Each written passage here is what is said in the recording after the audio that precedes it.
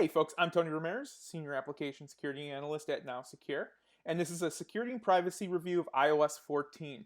You might be a security analyst or developer who's starting to think about iOS 14, the security features and the technologies that got brought in with the new Apple OS. And if you're going to use those technologies, you want to make sure you're using them right and taking advantage of everything you possibly can. So that's what this is all about, figuring out what you can be using correctly and what security features you might need to be aware of. Before we get into things, let me just tell you I'm from NowSecure. NowSecure is an application security testing company. We help companies automate their mobile app security testing. We offer pen testing and services.